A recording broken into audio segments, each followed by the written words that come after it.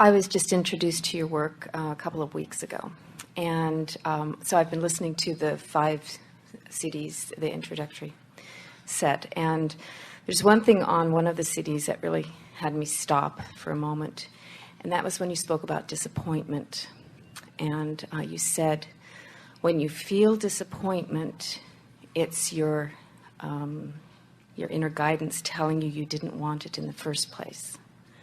And I want to clarify that. I wasn't sure I understood what you were saying on the tape, and I'd like clarification on disappointment. Well, a feeling of disappointment is an indicator that what you're thinking right now is not a vibrational match to the desire that you hold.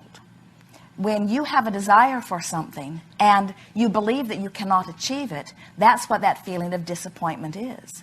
All negative emotion, no matter what you call it, in every single case, is you activating a thought within you right here and now that doesn't match with your own desire. And that feeling of disappointment is just a pattern of thought that is so constant. It's really what you believe, and it is in opposition to something that you believe that you want right now. So when you're wanting something, and you believe that that's what you're wanting, and then it doesn't occur, and then the disappointment arises, that's where I'm having trouble connecting these two. Let's say I want something, or I've met somebody and I want something to happen, and then it doesn't happen, and then I get disappointed, or I want a project to happen and it doesn't happen and I get disappointed. Well, how does the wanting... What we always say about a feeling of disappointment is that in every case it is taking score too soon. In other words, there is never any reason for you to ever be disappointed about anything, because everything that you want is flowing to you. Mm-hmm. And sometimes a soft way around that is, if there is something that I want that isn't unfolding in the way that I think it is, sometimes a way of softening that and taking a path of lesser resistance is by saying, well, maybe there's something that I want that I cannot see. Maybe the universe is satisfying in me in some way that I cannot see. But the long and the short of it is, well-being is flowing to me, whether I can see it or not, and I'm just taking score too soon. That's the way we would deal with disappointment. Disappointment, let's isolate it just a little further here. So I have defined through my life experience something that I want, and I believe I really want it. And we say to you, anything that you believe you want, you should be able to achieve. Source is not saying, oh, she thinks she wants it, but she really doesn't want it, so we won't give her what she thinks she wants. We will give her what she really wants. Source energy is giving you what you want, and you can tell whether you want something or not. And very often, the things that you feel the strongest disappointment about are the things that you really, really, really, really want the most. But what's happening is you've practiced a vantage point that is so opposite. In other words, it's like saying, I want to be over there, but I'm over here. And we say, well, talk to us about what's over there. And you say, well, I'd like to talk about what's over there, but let me tell you how awful it is over here.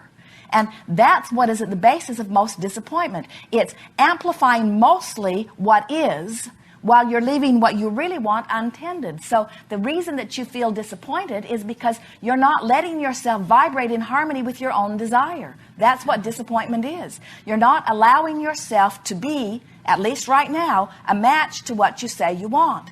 And almost without exception, the reason that you are doing that is because you are trying to justify having it by explaining how hard it is without it. It's really an interesting cycle, you see. Yeah. So we would like to just sort of shake all of you and say, there's no reason to ever be disappointed because everything that you want is coming. And you say, okay, so when's it going to get here? And we say, well, now there you're doing that. You're doing that impatient thing where you're noticing that it isn't here. Let's talk about how wonderful it will be when it gets here. And you say, well, I'm afraid to talk about how wonderful it will be when it gets here because I'm afraid that I will just feel more disappointed that it isn't here. And we say, well, where does that leave you? In other words, I'm afraid to think about it because all it will do is remind me that I don't have it. And we say, you have to find a way of thinking about what you want and feel good at the same time that you're thinking about it in order for the disappointment to go away. Disappointment, fear, anger, it doesn't matter what you call the negative emotion, is your guidance system saying to you, this thing you say you want is not active in your vibration right now. And law of attraction cannot yield it to you unless you do something about changing your vibration. Fear says, the thing that you want cannot come to you right now because you're holding a vibration that is different from what you are wanting. So what you want cannot come right now while you're holding this vibration. It's a lovely thing to have this meter within you that lets you know in every moment. And that's why we say sometimes people get so busy about trying to isolate what's wrong. And we say it's so much easier just to think about the things that are right. We tease our physical friends and we say, you've launched all of these desires. Source energy has heard them. Universal forces in conjunction with law of attraction have lined up circumstances and events to accommodate you. We promise you, you will not be disappointed. But for now, you got to chill out. So why not stop thinking about it and just pet your cat?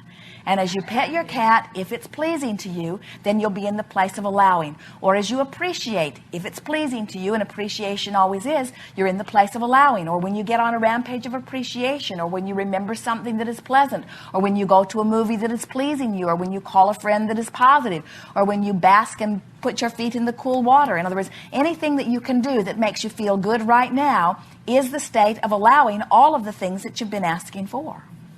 Sometimes what happens is you get mixed up because in this process of creation, there are 3 steps. The first step is you have to ask.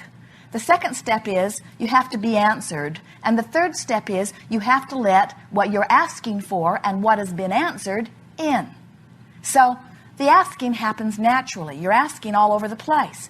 The answering happens naturally. The answering is happening all over the place. But where people get off kilter is that they hold themselves not in vibrational harmony with what they want because they're so busy talking about what is in order to justify what they want. And that's where disappointment comes in. I want this thing I do not have. I'm so disappointed I do not have it. Well, don't talk about not having, talk about having it. Oh yeah, it would be so nice to have it, but that reminds me that I don't have it. Oh, now I'm disappointed again. And we say, well, you can't be disappointed and have it because that feeling of disappointment doesn't let it in. So you got to find a way of not being disappointed about not having it. And you say, well, then give it to me and I won't be disappointed. And we say, you can't be given to you. It is being given to you. You've got to let it in. You got to get over being disappointed. Well, how do I feel not disappointed about something that doesn't happen? By feeling hopeful, by feeling anticipation, by realizing there were a lot of things that you didn't have that now you have, by realizing that the asking has to come before the answering and that everything's right on schedule. There's not a reason in the world to be disappointed. You know what we think causes it? Physical friends feel wrong about being incomplete. It's like you have this picture of who you should be, and until you achieve it, you're disappointed. And we want you to begin to realize that we are all eternal beings, which means we are always incomplete. You just got to get over being disappointed about being incomplete because it's an eternal situation, you see. So then you start saying things like, I'm not disappointed that I'm not complete. I'm actually happy because that means I'm eternal. I'm happy that there are more things to want. I'm happy that my life is continuing to unfold. I'm happy that I'm expanding. I'm happy that the idea is growing. We love watching you. You'll have something that you desire and you get lined up with it and it comes and you go yippee for about a minute. And then you've got this new vantage point with all these other options. And then you want something more, and then it comes and they say, yippee for about a minute. But if you've got this habit of having long spans of disappointment, then your yippies get fewer and fewer and fewer and fewer, you see.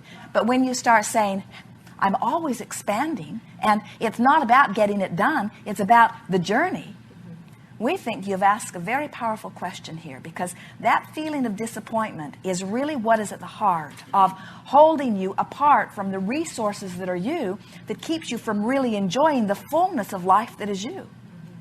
Never be disappointed that something isn't complete.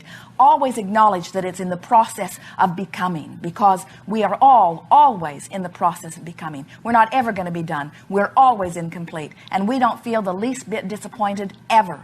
Instead, we feel anticipation, eager, patient anticipation. Yes. Yes, indeed.